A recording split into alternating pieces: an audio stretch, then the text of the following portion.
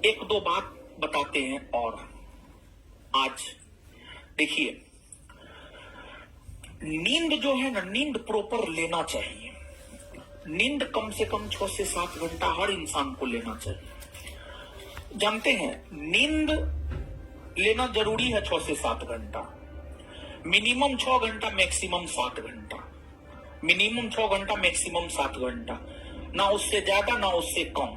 6 घंटा से कम नींद कभी नहीं लेना है, और 7 घंटा से ज्यादा नींद भी कभी नहीं लेना है। और दूसरी बात, दोपहर में खाना खाने के बाद 10 से 15 मिनट या आधा घंटा का झपकी जरूर लेना है। मतलब आधा घंटा रेस्ट जरूर करना है, आधा घंटा, समझ गए।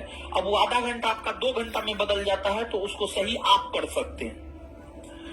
और अगर आप सही से नींद लेके आएंगे ना, तो क्लास में आप सोएंगे नहीं। क्लास में अगर आप सोते हैं, मतलब आप सही से नींद नहीं लेकर के आए हैं। एक तो रीजन यह है। दूसरा रीजन यह है कि आपको कुछ समझ में नहीं आ रहा है। और तीसरा रीजन यह है कि आपको अपने करियर के प्रति कोई लगाव नहीं है। यही सब रीजन है जिस वजह से आपको क्लास में नींद आता है। तो आपको अपने करियर से लगाव होना चाहिए। 6 से 7 घंटा नींद लेकर आइए, और इतना आराम से आसान भाषा में तोड़कर समझाते हैं। अगर इतना में आपको समझ में नहीं आता है, तो हमको नहीं लगता है जीएस आपको कहीं पर समझ में आएगा।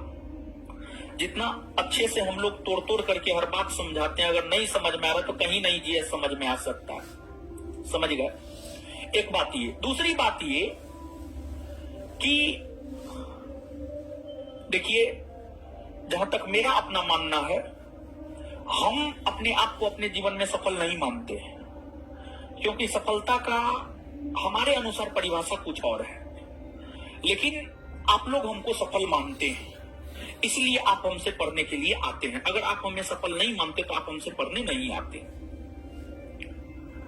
तो आप हमें सफल मानते हैं, तो हम आपको ये बात कहना चाहते हैं, हम जितना मेहनत करते हैं ना, सुबह से लेकर शाम तक, उतना मेहनत आप कर जाइए, आप भी सफल हो जाइएगा अपने जीवन में। मेरा क्लास सुबह में 8:30 बजे शुरू होता है। 8 बजे से है, 8:30 बजे शुरू करते। हर बैच 10 बजे से है, 10:30 बजे शुरू करेंगे। 12 बजे से 12:30 बजे से शुरू करेंगे, ये बात है। 5 बजे से 5:30 बजे शुरू करेंगे। 3 बजे से 3:30 बजे शुरू करेंगे, ये बात है। सुबह में 8:30 बजे से मेरा बैच शुरू होता है, और रात में 9:30 बजे तक चलता है। रात में 9:30 बजे तक चलता है। बीच में 2 घंटा का गैप है, 12 से 2। तो आप थोड़ा सोचिए, 8:30 से रात में 9:30, मतलब सीधे हो गया 13 घंटा। 13 घंटा में 2 घंटा को घटा दीजिए, 12 से 2, 11 घंटा। जिस रोज आप 11 घंटा मेहनत करने लगे, 11 घंटा कॉपी किताब को देने लगे, उस रोज हम लिख करके दे सकते हैं। आपको सफल होने से दुनिया का कोई ताकत नहीं रोकेगा। हम आपको बोल रहे हैं 11 घंटा में आपका क्लास भी है, सेल्फ स्टडी भी है, दोनों चीजें। 11 घंटा में क्लास और सेल्फ स्टडी दोनों 11 घंटा में अगर आप करने लगे, हम लिख के दे सकते हैं, आपको सफल होने से दुनिया का कोई ताकत नहीं रोक सकता है। और एक बात और, कुछ चीज और देखिए, हम भी आपसे जो बात शेयर करते हैं, अपने जीवन के अनुभव के आधार पर शेयर करते हैं। क्योंकि हमको YouTube देखने का फुर्सत नहीं है, मोटिवेशनल वीडियो देखने का फुर्सत नहीं है, कुछ भी देखने का फुर्सत नहीं है। आपके तरह हमको शॉर्ट्स देखने का फुर्सत नहीं है। हम अपने जीवन के अनुभव के आधार पर आपसे शेयर कर रहे हैं। देखिए, पिछले 1 माह के बीच की घटना है। पिछले 1 माह के भीतर दशहरा का छुट्टी हुआ, दिवाली और छठ का छुट्टी हुआ।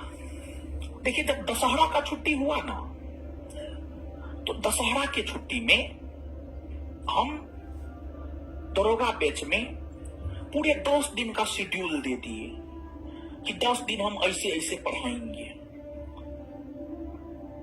10 दिन के लिए रूटीन दे दिए, यानी जब तक के लिए छुट्टी था तब तक के लिए रूटीन दे दिए। जानते हैं वो रूटीन कितना दिन तक चला? 3 से 4 दिन चला। 4 दिन चला लगभग। 10 दिन का रूटीन था, वो 4 दिन चला। 4 दिन या 5 दिन मैक्सिमम चला होगा। 4 दिन चला। बाद में वो रूटीन फॉलो नहीं हुआ। ये दशहरा की बात है। फिर दिवाली में क्या किए?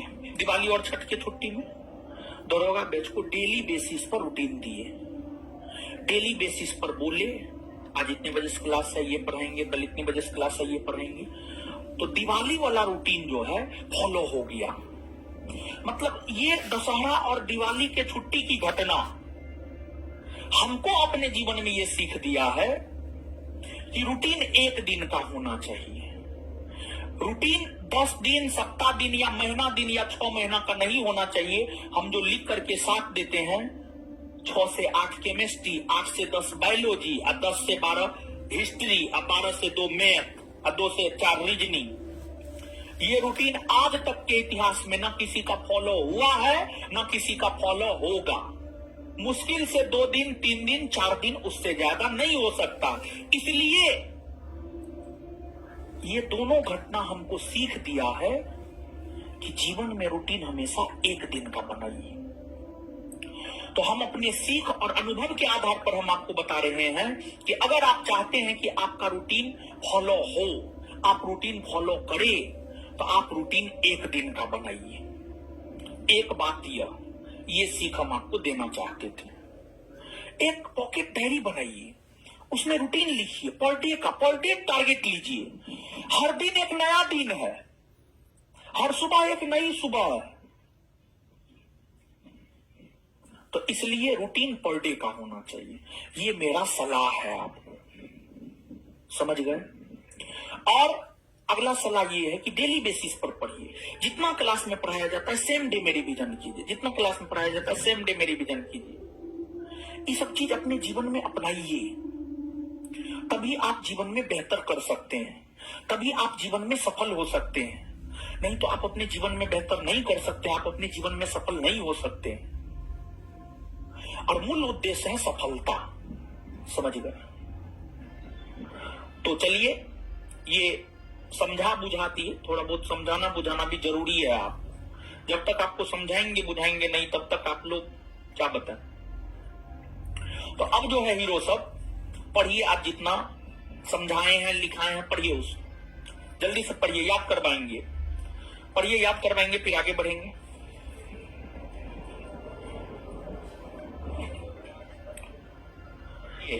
चलिए बताइए तो 19वीं 20वीं सदी का सामाजिक धार्मिक सुधार आंदोलन कहां से शुरू हुआ? बंगाल से। कहां से? 19वीं 20वीं सदी का सामाजिक धार्मिक सुधार आंदोलन कहां से शुरू हुआ? कहां से शुरू हुआ? बंगाल से शुरू हुआ। ठीक है, इसके बाद आगे बतलाइएगा कि इसको शुरू करने का श्रेय किसे जाता? राजा राम। इसको शुरू करने का श्रेय किसे जाता? राजा राम मोहन राय। नव जागरण का अग्रदूत, नव प्रभात का तारा, सुधार आंदोलन का पिता किसे कहा जाता? किसे कहा जाता है? राजा राम मोहन राय। राजा राम मोहन राय का जन्म कब हुआ है? 22 मई 1772। 22 मई 1700। राजा राम मोहन राय का जन्म कब हुआ है? इनके पिता कौन थे? रामाकांत राय। इनके पिता कौन थे? पिता कौन थे? माता तारिणी देवी। माता तारिणी देवी। इसके बाद आगे बताइएगा कि राजा राम मोहन राय की अगर हम बात करें तो मूर्ति पूजा के समर्थक या विरोधी? बहुदेववाद के समर्थक या विरोधी? विरोधी। एकेश्वरवाद के समर्थक हुआ करते थे। चलिए ठीक है, इसके बाद आगे बताइएगा तोहफातुल मोहम्मदीनी या एकेश्वरवादियों को उपहार नामक साहित्य किसने लिखा? राजा राम मोहन राय। आत्मीय सभा की स्थापना किसने किया? राजा राम मोहन राय। राजा राम मोहन राय ने किया है। चलिए ठीक है, इसके बाद आगे बतलाइएगा कि कोलकाता में 1817 में डेविड हेयर के सहयोग से प्रथम हिंदू कॉलेज की स्थापना किसने किया?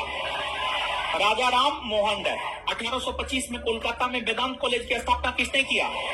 राजा राम मोहन राय। सती प्रथा के प्रति लोगों को जागरूक करने को लेकर संवाद कौमुदी किसने निकाला? राजा राम मोहन राय। ब्रह्म समाज या ब्रह्म सभा की स्थापना किसने की? राजा राम मोहन राय। ब्रह्म समाज या ब्रह्म सभा की स्थापना कब हुई है? 1828। 1828। ब्रह्म समाज या ब्रह्म सभा की स्थापना कब हुई है? 1828 ईस्वी में हुई है। इसके बाद आगे बताइएगा कि राजा राम मोहन राय के सहयोग से किस अंग्रेज ने सर्वप्रथम सती प्रथा का अंत 1829 में किया? Lord William Bentinck. Bengal presidency से सती प्रथा का अंत कब हुआ? 1829। बंगाल प्रेसिडेंसी से सती प्रथा का अंत कब हुआ? 1829। मुंबई और मद्रास प्रेसिडेंसी से 1830 और पूरे भारतवर्ष से 1861। पूरे भारतवर्ष से 1861। क्लियर है ये बात? इतना क्लियर ना? चलिए।